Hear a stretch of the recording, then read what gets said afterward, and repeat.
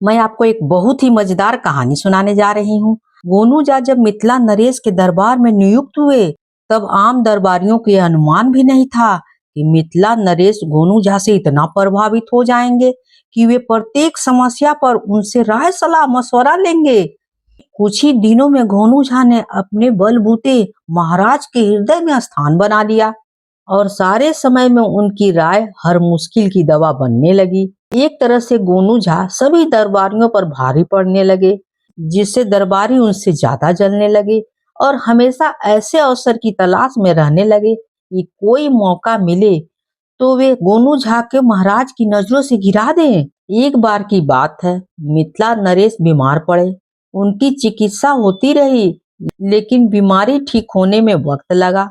महाराज बहुत कमजोर और दुबले हो गए। अधिक देर तक बैठने से वे थक जाते थे। दरबार में वे आते तो थोड़ी देर बैठते, महामंत्री को कुछ निर्देश देते, फिर आराम करने महल में चले जाते। एक दिन गोनू झा बैर रखने वाले दरबारियों से आपस में मंत्रगना की कि महाराज अभी श्वास लाभ कर रहे हैं, उनकी स्मरण शक्ति लंबी बीमारी से क्षीण हो गई है, सामायिक बुद्धि भी मलिन पड़ गई है, महाराज अपनी बीमारी के कारण थोड़ा वहमी भी हो गए हैं। ऐसे में यदि महाराज को कोई ऐसा सुझाव दिया जाए जिसे पूरा करना टेढ़ी खीर हो, आसान तो कतई नहीं हो, और किसी तरह वह मुश्किल सा काम गोनू झा के मत्थे मड़वा दिया जाए, तो समझो कि गोनू झा की मिट्टी पलीदा हो जाएगी। इसी तरह गोनू झा के विरुद्ध षड्यंत्र रचा गया। धूर्त दरबारियों ने आपस में विचार किया कि महाराज से कहा जाए कि यदि वे प्रतिदिन शेर का एक गिलास दूध पिए तो शीघ्र ही हट्टे कट्ठे हो जाएंगे। जब एक दरबारी महाराज को यह सुझाव दे तो दूसरा दरबारी हाँ में हाँ मिलाए, और जब महाराज इस सुझाव से प्रभावित हो जाए तो उनसे कहा जाए कि शेर के दूध का इंतजाम तो दरबार में केवल गोनू झा ही कर सकते हैं, क्योंकि पूरे दरबार में उन जैसी सूझबूझ वाला व्यक्ति कोई नहीं है।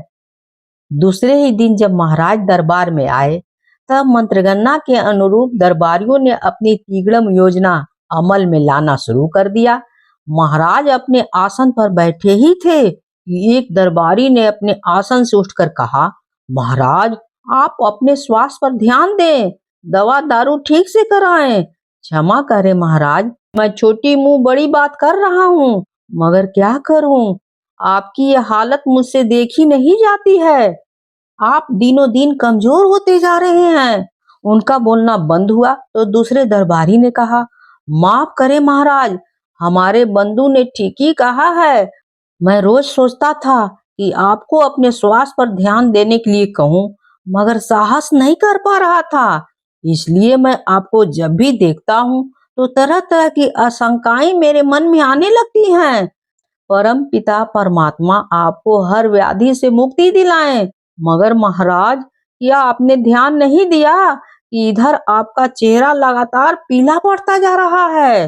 हाँ। इसके बाद तीसरा दरबारी खड़ा हुआ और बोलने लगा, महाराज आप प्रजा पालक हैं, हमारे पालनहार हैं, मिथिला की आत्मा हैं। यदि आपको कुछ हो गया तो पूरी मिथिला अनाथ हो जाएगी। फिर दूसरे दरबारी ने ऊंची आवाज में कहा, भाइयों, यदि आप में से कोई अच्छी सेहत पाने का नुस्खा जानते हो तो वह महाराज को अवश्य बताओ। संयोग की बात थी कि उन दिन गोनू झा तब तक दरबार में नहीं पहुंचे थे, जिनके कारण दरबारियों को अपना जाल फैलाना आसान हो गया था। तीसरे दरबारी का बात सुनते ही दरबार में थोड़ा सन्नाटा छाया रहा। सबको चुप देखकर महाराज ने स्वयं कहा, बताइए, आप लोग के पास कोई जानकारी हो तो अवश्य बताइए। तब दरबार का सबसे स्वस्थ करिंदा बोला, महाराज मैं भी एक बार बहुत बीमार हो गया था। वैद्य की चिकित्सा का मेरे रोग पर कोई असर नहीं हो रहा था। तब मेरे शिकारी मामा ने मेरे लिए दूध की व्यवस्था की थी। बाघ का मांस घिसकर शेर के दूध में सुबह शाम चटाया गया, जिसे मैं फिर से सेहतमंद हो गया हूँ। देखिए आपके सामने खड़ा हूँ। महाराज में एक अजीब सी उत्सुकता पैदा हो गई। उन्होंने पूछा, मगर शेर का दूध और बाघ का मांस आएगा कहाँ से? तभी एक दरबारी ने कहा, महाराज यह काम तो कोई सूझबूझ वाला आदमी ही कर सकता है। दूसरे ने कहा, दरबार में गोनू झा से अधिक सूझबूझ वाला व्यक्ति कोई नहीं है। महाराज को भी यह बात ठीक लगी। वे गोनू झा की प्रतीक्षा करने लगे। गोनू झा जैसे ही दरबार में आए, वैसे ही महाराज ने उन्हें आज्ञा दी, पंडित जी, मेरे लिए प्रतिदिन 1 गिलास शेर का दूध की व्यवस्था करें और हो सके तो थोड़ा सा बाघ के भी मांस की व्यवस्था करें।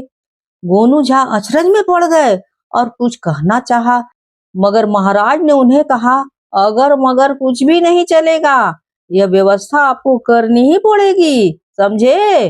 गोनू झा चुपचाप हो गए। कहते भी क्या, दरबार से लौटकर घर आए, अनमने से रहे। पंडिताइन ने उन्हें चिंतित देखकर पूछा कि आखिर बात क्या है, बताइए। तो उन्होंने पूरी बात बता दी। पंडिताइन ने उन्हें कहा कि आप चिंतित न हो, सामान्य रहें। आज रात को ही वह खुद इस समस्या का निदान करेगी। गोनू झा ने पूछा कि मगर कैसे? तो पंडिताइन ने उन्हें कहा कि इसकी चिंता नहीं करें कि कैसे, बस कल से प्रसन्नचित्त होकर समय पर दरबार जाए। इसके बाद गोनू झा को भोजन करा लेने के बाद पंडिताइन एक थापी और गंदे कपड़े की एक पोटली लेकर महाराज के सरोवर पर पहुंच गई। महाराज के कमरे के निकट पड़ने वाले सरोवर के पाट पर बैठकर वह जोर जोर से कपड़ा थापी से पीटने लगी। थापी की आवाज से महाराज की नींद खुल गई और उन्होंने पंडिताइन को पकड़वाकर अपने पास बुलवा लिया। पंडिताइन को देखकर महाराज अचरज में पड़ गए और पूछा, क्या बात है, इतनी रात को आप राज सरोवर में कपड़ा धो रही हो? इस बात पर पंडिताइन ने जवाब दिया, महाराज क्या करे, दरबार से लौटते ही पंडित जी ने एक बच्चा को जन्म दिया है। उनकी तीमारदारी के बाद गंदे कपड़े धोने इस समय यहाँ आ गई हूँ। महाराज चकरा गए। अरे क्या बोल रहे हैं आप? मर्द भी कहीं बच्चा देता है? असंभव, यह विश्वास करने योग्य बातें नहीं है। इस बात को सुनते ही तपाक से पंडिताइन ने कहा, जब शेर दूध दे सकता है तो मर्द बच्चा क्यों नहीं पैदा कर सकता है? कर सकता है ना? पंडिताइन की बात सुनकर महाराज लज्जित हुए। दूसरे दिन दरबार में उन दरबारियों की सामत आ गई जिन्होंने शेर की दूध की सलाह दी थी। उनकी हालत देखकर गोनू झा मन ही मन हंस पड़े और राजा ने उन सबकी अच्छी तरह से खबर ली और गोनू झा के मान इज्जत से पुरस्कार देकर उन्हें विदा किया।